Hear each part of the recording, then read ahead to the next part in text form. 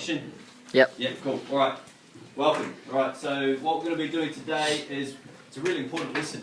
Because what we need to do is we need to understand what excellence looks like in 2.2. So far we've sort of been doing a few things towards 2.2, but I forgot to actually throw up for you what it looks like in terms of what I'm expecting you to produce right at the end.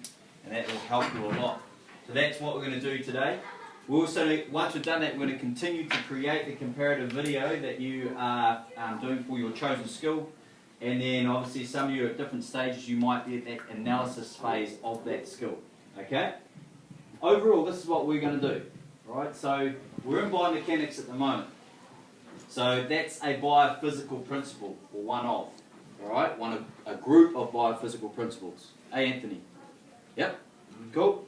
So what we're going to do is, or the stage that we're at, is we're working towards evaluating how and why the use of biophysical principles, of which biomechanics is one, is going to help us with our skill learning of the skill that you have chosen. The way that we're doing this is we've taken a video, most of us. So some of us haven't, and we can work on that. Some of us have taken a video and have yet to put it together, but we're at varying stages of this. And what we're looking for is what is wrong with the skill, execution, what is missing. Okay, and that's why it's really good to do left and right, because the left one, it shows up really easily what's not there. And then also what we need to do is how does that affect the outcome of the skill. So if we go back to that dodgeball throw, and I'll just use that as an example all the way through. Is my throw as fast as it could be? Is it as accurate as it could be in terms of using my left hand when I compare it to my right hand? Okay? That's what I mean by outcome.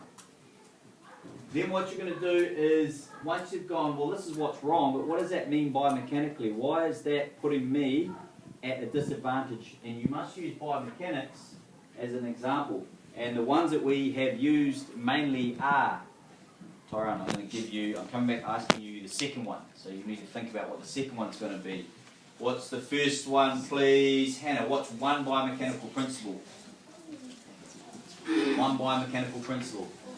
Force summation, good. Tyrone, what is the next one?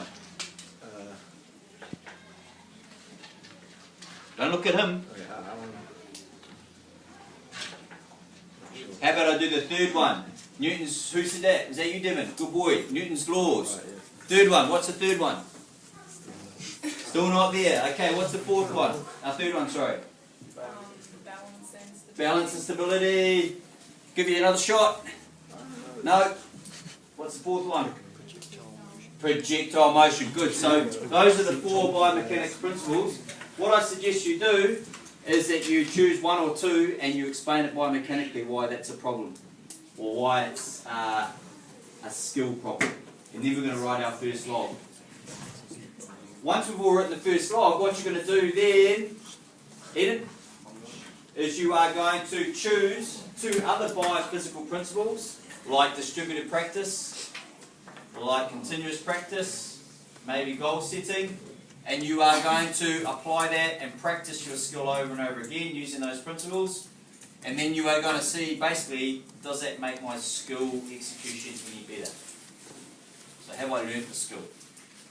And you're going to test if you've got better. So how do I know? That's in terms of outcome. Is my dodgeball throw faster?